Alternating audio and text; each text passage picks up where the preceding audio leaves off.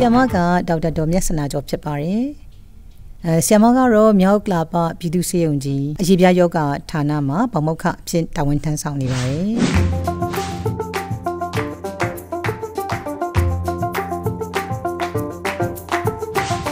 Okay, Ajibia Apoya, who win a yoga yaro. Miado api pui bono, pui sura samaru dermatophyte fights infection lu kora bono.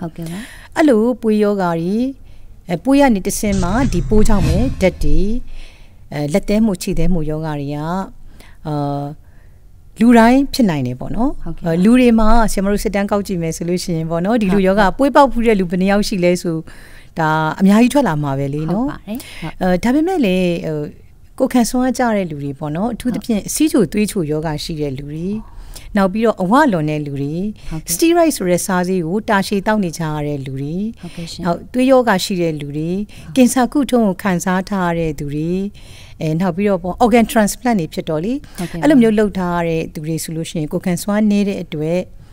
pui ri po paut tat pare dat ti le po paut tat pare ai a pin ko trace ni ya ku set tat de akha ma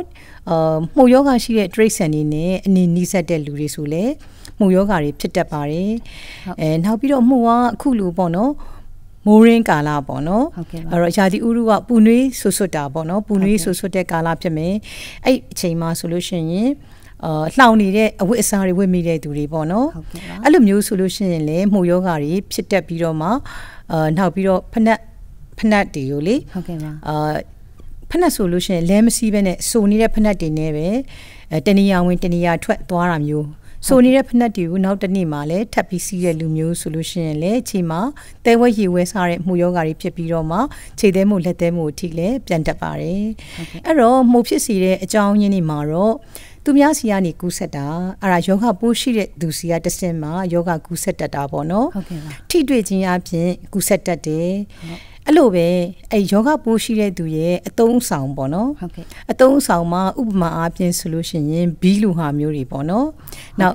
အဝတ်အစားပေါ့နော်အဝတ်အစားကိုတခါလေကြားလို့ရှိရင်လည်းတကယ်ချင်းနဲ့သွားရင်းနဲ့ဝတ်လိုက်တာမျိုးပေါ့နော်အဲ့လိုမျိုးဝတ်တယ်ဆိုလို့ရှိရင်တော့ယောဂကူးဖို့တော်တော်လွယ်ကူသွားတယ်ပေါ့နော်ဟုတ်ကဲ့ရှင်နောက်ပြီးတဲ့အခါကြားလို့ရှိရင်ဥမာညင်းဆိုရဲယောဂဆိုလို့ရှိရင်ချွေးတွေဆိုနေတယ်အိမ်ကြက်ဝတ်ထားတယ်ဆိုလို့ရှိရင်လေကြောမှာညင်းပေါက်ဖို့အလုံးကိုလွယ်ကူတာပေါ့နော်အထူးသဖြင့်ဆရာမတို့ရဲ့နိုင်ငံဆရာမတို့ရဲ့ယာတီဥတုကတော့မှုယောဂပေါက်ဖွားဖို့အတွက်လွယ်ကူတဲ့ယာတီဥတုဖြစ်နေတာရေပေါ့နော်နောက်ဒီမှုယောဂကအဖြစ်လွယ်တယ်ဆိုတာကိုအတိနေနေတဲ့အချိန်မှာပေါ့ဟုတ်ကဲ့ပါဖြစ်လွယ်တယ်ဆိုတာကိုမသိဘူးပေါ့နော်အဲ့လိုမျိုးဆိုလို့ရှိရင်သူ့ရဲ့ယောဂရဲ့လက္ခဏာတွေကိုလည်းမသိဘူးဆိုလို့ရှိရင်တော့လူအတော်များများကအရေးပြားမှုဆွဲတဲ့ယောဂကိုခံစားကြရပါတယ်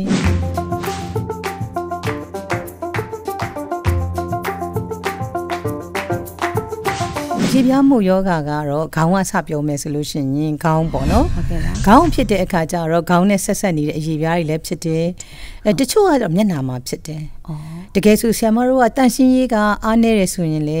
ခေါင်းသာတစ်ခါတလေမှာတစ်ပတ်တစ်ခါကို3ရက်တစ်ခါကိုလျှော်တာလीဟုတ်ကဲ့ပါမျက်နှာဆိုတာအမြဲတမ်းဆရာမတို့မျက်နှာတက်တယ်ဟုတ်ဒါပေမဲ့မျက်နှာကိုမှုယောဂဖြစ်ပြီးဆိုလို့ရှိရင်ဥမာတခြားနေရာကနေပြီးတော့ကုံရင်းတန်လန်းနဲ့ကူးတာမျိုးဖြစ်နိုင်တယ်လို့ပဲဟုတ်ကဲ့ပါတခါတလေကြလို့ရှိရင်အယောင်ကျစီစတီရိုက်လို့ခေါ်တယ်အယောင်ကျစီပါတဲ့ဆေးတွေကိုမှုတ်ပြောက်ဆေးထင်ပြီးတော့အထင်မှားပြီးလိမ့်တက်တယ်အဲ့ဒါဈေးကွက်ထဲမှာအများကြီးပဲအရာပြောက်ဆေးဆိုပြီးတော့လိမ့်တယ်ဟုတ်တယ်ဒါမှမဟုတ်ဘူးဆိုလို့ရှိရင်လေရည်ရွယ်ချက်တစ်ခုနဲ့ပေါ့ဥပမာအားဖြင့်ယာနာပြောက်စီတယ်တင်းတိတ်ပြောက်စီတယ်ဆိုပြီးတော့လေလိမ့်ကြတယ်အဲ့လိုလိမ့်တဲ့အခါမှာအဲ့ဒီစီးရီကြောင်းမလို့မှုယောဂမတက်တာပဲနဲ့ပို့ပြီးတော့ဆိုးတာမျိုးလည်းဆရာမတို့တွေ့ရတတ်တယ်ပေါ့တော်ရုံကတော့မျက်နှာမှာဖြစ်ဖို့နည်းနည်းခက်တယ်လေဟုတ်ကဲ့ပါနောက်ပြီးတော့လေဘင်းတွေမှာဆိုလို့ရှိရင်နှင်းကူယောဂတွေဖြစ်တတ်တယ်ဆရာမတို့ကဒီတုံ့ပြန်လွယ်တဲ့ရေပြားယောဂတွေရှိတတ်တယ်ပေါ့နော်ဟုတ်ကဲ့ပါရှင်အဲ့လိုလူနာမျိုးဆိုလို့ရှိရင်ကုတ်လိုက်တာနဲ့ကုတ်ရတွေများလာပြီးတဲ့အခါမှာအရေပြားလေးကထိကြိုက်တဲ့အခါကျတော့မှုပိုးဝင်တာမျိုးလည်းဆရာမတို့တွေ့ရတတ်တယ်ဟုတ်ကဲ့ချိုင်းကြားတွေဆိုလို့ရှိရင်ပေါ့ပေါင်ကြားကတော့လေချွေးအောင်တဲ့နေရာထဲမှာပါတော့မှုဖြစ်လွယ်တာပေါ့နော်ဟုတ်ကဲ့ပါတအားကိုဖြစ်လွယ်တာဟုတ်ကဲ့ ဂျိုင်းကြားမှာတော့ဂျိုင်းချွေးနှံပျောက်စေးမတည့်တာပေါ့နော်နောက်ပြီးတော့ဆရာမတို့နိုင်ငံမှာဆိုလို့ရှိရင်ကြောက်ချင်သုံးတယ်လေကြောက်ချင်သုံးတဲ့အခါကျတော့ကြောက်ချင်မှာအမှုန်လေးတွေပါတယ်လေအဲ့ကျမ်းမာတဲ့အမှုန်လေးတွေပုတ်တိုက်တော့အရေပြားရားတယ်ရားနာဖြစ်ချင်တယ်အဲ့ဒီကနေမှမှုယောဂါကဝင်ဖို့လွယ်သွားတယ်ပေါ့နော်ဟိုအရေပြားထိခိုက်ပျက်စီးသွားတဲ့အခါမှာလေအဓိကကတော့ပေါင်ကြားနဲ့ဂျိုင်းကြားမှာမှုပိုးကပို့ပြီးတော့မှဝင်လွယ်တယ်လူနာလည်းအတွေ့များတယ်ဟုတ်ကဲ့ဟုတ်အကြာကြီးပဲသူတို့ယောဂမွေးထားတယ်ပေါ့နော်အင်ဂျီတွေနဲ့လုံနေတာလည်းပါတယ်နောက်တစ်ခုကကြတော့အခုမှဆိုလို့ရှိရင်လေဟိုဆရာမတို့စကားပြောရင်လည်းအခု aircon ထဲမှာပြောတယ်လေဟုတ်ကဲ့ပါအဲ့တော့ချွေးမထွက်တာကြာသွားတယ်အော်ဒါပေမဲ့လည်းချွေးမထွက်တာကြာလို့ဖြစ်တာမဟုတ်ဘူးဟုတ်မကြခင်ဆရာမတို့အပြင်ထွက်တော့မယ်အပြင်ထွက်တဲ့အခါကျတော့ယာတိဥတုအပူချိန်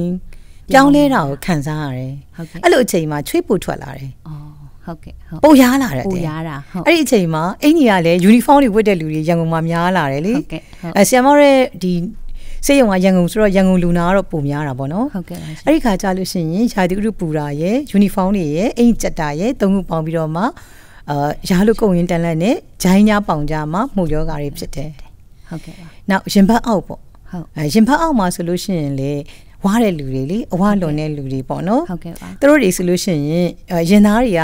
ဟိုဘယ်လိုခေါ်မလဲလေဝင်လေထွက်နေသွားတာပေါ့ရင်သားနဲ့အရေပြားနဲ့ထိကတ်သွားတာပေါ့နော်ဟုတ်ကဲ့အဲ့လိုနေရာမျိုးမှာဆိုလို့ရှိရင် candida လို့ခေါ်တဲ့မက်ကျူမှုပိုးတွေဖြစ်တာကိုဆရာမတို့တွေ့ရတယ်ပေါ့နော်ဟုတ်ကဲ့ပါဟုတ်candida ကတော့သူက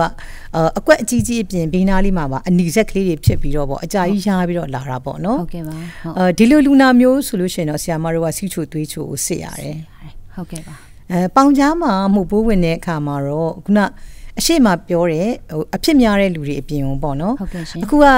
ဂျင်းပေါင်းမီလေဂျင်းပေါင်းမီလေးတွေကိုတော်တော်လေးကိုဝစ်လာတယ်ဆရာမလည်းကြိုက်ပါတယ်ဂျင်းပေါင်းမီဝစ်ရတာပေါ့နော်ဒါပေမဲ့ဂျင်းသား elastic သားဆိုရင်တော့ဟို elastic သားများရင်ပိုကောင်းတယ်ပေါ့သူကကြက်တဲ့အခါကြာလို့ရှိရင်ခရီးရှည်ထွက်တဲ့အခါမှာတောင်တက်တဲ့အခါမှာလမ်းလျှောက်များတဲ့အခါမှာပေါင်ပွန်းတက်တယ်ပေါင်ပွန်းရကိုကုန်ရင်တလန့်နဲ့မှုဝင်ဖို့တောင်းလွယ်ကူတယ်ဟုတ်ကဲ့ပါအခုကဒီတင်ပါဆိုလို့ရှိရင်တော့ဟိုဒီပွေးပေါ့နော်ပွေးကအရန်ကိုအဖြစ်များတယ်ဟုတ်ဟုတ်အဲ့တော့မနေ့ကရင်ဆီယမစီကိုလူနာတွေလာတယ်လေဟိုဒီကျောင်းတွေမှာကလေးတွေဆီကမှာတင်မားတွေပေါ့10ရန်ကျောင်းသားတွေပေါ့နော်ဟုတ်ကဲ့သူတို့ကပွေးပေါက်ပြီးတော့တင်မားမှာပွေးတွေအများကြီးပေါက်ပြီးတော့လာပြကြတာပေါ့နော်ဟုတ်ကဲ့ဟုတ်အဲ့တော့တင်မားမှာပွေးပေါက်တဲ့ဥစ္စာဘာကြောင့်လဲဆိုလို့ရှိရင်ချွေးဆူတဲ့သူကစာကြက်တောင်ဟုတ်ကဲ့ဆယ်ရန်ကျောင်းသားတွေကစာကြက်တဲ့အခါကျတော့ချွေးဆူတဲ့ပစိုးတွေဝတ်ထားပါလိမ့်မယ်နောက်တစ်ခုကအထိုင်များတဲ့လူတွေပေါ့နော်အထိုင်များတဲ့ချွေးဆူတဲ့ကုတ်တယ်ပေါ့နော်အဲ့ဒါမျိုးဖြစ်တဲ့အပြင်ကိုစိတ်မကောင်းစရာတစ်ခုကဆေးအမားကိုလိမ့်ထားတယ်ဆေးအမားဆိုတာဘာလဲဆိုတော့အရေပေါ့ဆေးရည်တစ်ခုပေါ့အက်ဆစ်လိုဟာမျိုးပါတယ်လိမ့်လိုက်ရင်ဆက်တယ်အဲ့ဒီခါကျတော့အဲ့ဒါကိုလိမ့်ပြီးတော့မှဟုတ်သူတို့ကအနာတွေဖြစ်ပြီးတော့အရေပြားရောင်ရမ်းပြီးလာပြတာဟုတ်ဟုတ်အဲ့တော့ဟိုတကယ်ကတော့ဆရာမတို့ကအရေပြားမှာဖြစ်တဲ့မှုပိုးဆိုလို့ရှိရင်လိမ့်စေးလေးလိမ့်ယုံနဲ့ရတယ်ဒါပေမဲ့သူတို့ကမှုပိုးအပြင်ကိုခုနကတော့ကအက်ဆစ်မတဲလို့ဖြစ်တာရယ်ကုတ်ရအကြောင်းမလို့နှင်းကူလို့အရေပြားရောင်ရမ်းတာရယ်အဲ့တော့အရေပြားကိုဘက်တီးရီးယားပိုးဝင်လို့ပြည်တယ်နာဖြစ်တာရယ်မပြီးသေးဘူးဟုတ်အဲ့ဒီမတိုင်ခင်မှာသူတို့ကဆေးကိုအယောင်ကျဆေးတစ်ခုလိမ့်ထားတယ်ပေါ့နော်စတီရိုက်ပါတဲ့ယာနာပျောက်ဆေးကိုလိမ့်ထားတယ်ဟိုဆေးအမှန်မဟုတ်ဘူးပေါ့မို့ဆေးဆိုရင်ဆရာမတို့က azole groups တွေသုံးတာဟုတ်ကဲ့အဲ့တော့ azole group မဟုတ်တဲ့ပေါ့နော် tabinafine မဟုတ်တဲ့အဲ့လိုမျိုးဆေးတွေကိုသူတို့လိမ့်ထားတာဖြစ်တဲ့အခါကျတော့အယောင်ကျစီစတီရိုက်ပါတဲ့အယောင်ကျစီတွေကလိမ့်လိုက်ရင်အနီရောင်တက်တာတယ်ဟုတ်ကဲ့ဒါပေမဲ့ကြာသွားတဲ့အခါကျလို့ရှိရင်အဲ့ဒီအနီရောင်ကဟိုလိမ့်ရင်တန်းလန်းနေပေါ့နော်မလိမ့်ရမနေနိုင်ဖြစ်ပြီးဆွဲလန်းတက်တယ်အော်အဲ့လိုဆွဲလန်းတဲ့အပြင်ကိုतू ကဟိုကြည့်လိမ့်လိုက်တက်တာလိုက်ပေါ့နော်ပြီးရင်ပိုကြီးလာလိုက်ဩရက်တာကြရင်ပြည်တယ်လိုက်နဲ့အဲ့ဒါ addition ပေါ့ steroid addition ပေါ့နော်အဲ့လို steroid ကိုဆွဲလန်းစေတဲ့ဒီအခြေအနေကိုဖြစ်သွားအောင်လုပ်တော့အဲ့ဒီကလေးမှာဝေဒနာစူးကတစ်ချောင်းမဟုတ်ဘူးပေါ့နှစ်ချောင်းသုံးချောင်းလေးချောင်းငါးချောင်းစူးနေတာကိုဆရာမစိတ်မကောင်းဖြစ်ပြီးတွေးလိုက်ရတယ်ဟုတ်ကဲ့တန်ရှင်းရေးလဲတအားအရေးကြီးတာဟုတ်ကဲ့ပါကလေးတွေကဟိုရေမမှန်ချိုးရမှာမျိုးတွေပေါ့နော်၆တွေ့တဲ့အဝတ်အစားကိုဝတ်ရမှာမျိုးတွေပေါ့ဟုတ်ကဲ့ပါအဲ့ဒါခန္ဓာကိုယ်ရင်မကပဲ၆လဲပါတယ်ဟုတ်၆တွေ့အောင်ထားရမယ်နောက်ဖနက်ပေါ့နော်ဖနက်ကိုလည်း6တွေ့တဲ့ဖနက်စီရမယ်ခြေစွပ်ချွေးဆိုရင်လဲပြရမယ်အဲ့အထီကိုဆရာမတို့ကဟိုအထူးသတိထားစီချင်တာပေါ့နော်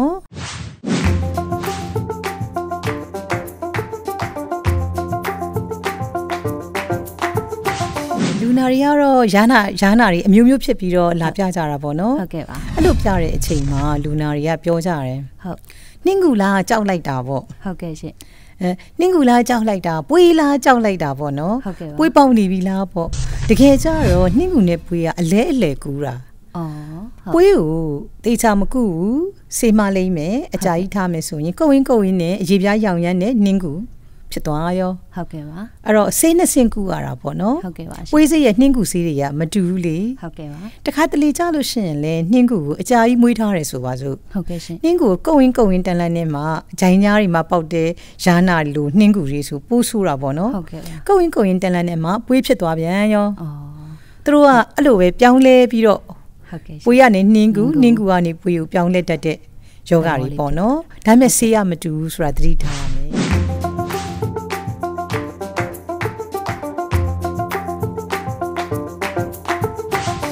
ကတော့လေဆရာမတို့မှာပေါ့နော်ဆရာဝန်ကြီးအများကြီးပဲဆေးကုကြတယ်ဆရာမတို့တယောက်တည်းနဲ့ဘယ်ကုနိုင်ပါမလဲဗမာတပြည်လုံးပေါ့နော်ဟုတ်ကဲ့ရှင်အရင်တုန်းကတော့ဆရာမကဘုန်းကြီးကျောင်းတွေပေါ့နော်ဒီလူစုထားတဲ့နေရာတွေမှာဓာတ်တွေပေါ့နော်ဟုတ်ကဲ့ပါပွေးတွေပေါ့နော်အဲ့ဒီကနေပြီးတော့မှဘက်တီးရီးယားပိုးဝင်တာပေါ့အဲ့လိုဝင်ပြီးတော့မှတငါရည်တရွှဲနေပေါ့နော်အဲ့လိုမျိုးတွေတွေ့တော့ဆရာမတော်တော်စိတ်ထိကြိုက်တယ်ဆရာမတယောက်တည်းနဲ့ဆေးကုဖို့အကြိမ်ကြိမ်စူးစမ်းခဲ့တယ်ပေါ့ဟုတ်ကဲ့ပါအဲ့ဒါငယ်စဉ်ကပေါ့နော်42 45 46ပေါ့နော်ဟုတ်ကဲ့ပါအခုကျတော့ဆရာမတယောက်တည်းနဲ့မနိုင်မှဆရာမကောင်းကောင်းပညာရပြီးသိသွားတာပေါ့နော်ဟုတ်ကဲ့ပါအဲ့တော့ဆရာမအနေနဲ့အခုဆရာမဆေးတက္ကသိုလ်နှစ်မှာစာတင်ပါတယ်ဆရာမတယောက်ပေါ့နော်ဟုတ်ကဲ့ပါစာတင်တဲ့ဆရာမတယောက်ဖြစ်ပါတယ်အဲ့တော့ဆရာမကလုံနိုင်တာလေးရပေါ့နော်ဟုတ်ကဲ့ဒီဆေးကျောင်းသားတွေပေါ့ဆရာဝန်တွေဖြစ်လာတဲ့အချိန်မှာဆိုလို့ရှိရင်ခုနပွေးတို့ညင်းတို့ပေါ့နော်မှုယောဂအမျိုးမျိုးကကုသရတာမခက်ဘူးလမ်းမှန်နီးမှန်သာကုမယ်ဆိုရင်လည်းပျောက်နိုင်တယ်ကာကွယ်လို့ရတယ်ဆိုတဲ့ဟာမျိုးပေါ့နော်ဟုတ်ကဲ့ပါဒီအသိပညာနောက်ဒီလူတွေမှာရှိတဲ့အရေပြားယောဂတွေကနော်တကယ်ခံစားရတဲ့လူမှာတော့ဖေမာပွေးပေါက်တယ်လို့မပြောရဲဘူးနော်ဟုတ်ကဲ့ဟုတ်ရှက်တာ哦နှလုံးကဖြစ်တယ်ဆိုပြီးတော့ပြောရဲတယ်ဟုတ်တယ်နော်အဲ့တော့ဒီလိုမျိုးယောဂတွေကိုဆရာမတို့ကပြောပြမှ public ကပြည်သူလူထုကလည်းသိပြီးတော့ပေါ့ကုဖို့ပေါ့နော်သူတို့ဆရာမတို့စီရောက်မယ်ဆိုတော့ဒီဟာကိုကုသရမယ်လူတွေကလည်းဆရာဝန်တွေပဲဖြစ်တဲ့အခါကျတော့ဆေးကျောင်းသားတွေပေါ့နော်ဆေးကျောင်းသားတွေကိုအဓိကဆရာမတင်တိုင်းအမြဲတမ်းသတိပေးပြီးတော့ပြောပြတာပေါ့နော်သူတို့လည်းဒါတွေဆရာဝန်ဖြစ်လာလို့ရှိရင်ဒီတာဝန်ကိုဆက်ယူပေးကြပါပေါ့နော်ဒီပွေးတွေကဗမာပြည်မှာပွေးတွေကအများအားဆက်ရှိနေမှာပဲဒါပေမဲ့လေဆိုးဆိုးဝါးဝါကုတာတဲ့ဆိုင်ပေါ့နော်ကာကွယ်ရေးတွေကုသရေးတွေပေါ့နော်ဒါတွေကအရန်အရေးကြီးတာဖြစ်တဲ့အတွက်ပေါ့နော်သူတို့ဒါလေးကိုတက်ရင်ဗမာပြည်မှာရှိရဲ့နော်ပြည်သူပြည်သားတွေအတွက်အကုန်လုံးဒီအရေးပြားလဲပို့ပြီးတော့ကောင်းမယ်နောက်ဘုန်းကြီးကျောင်းတွေမှာဆိုလို့ရှိရင်လည်းဓာတ်တွေတက်တာမယ်ဆိုပြီးသူတို့ဆရာမတင်ပေးနိုင်တာလေးအမြဲတင်ပေးပါတယ်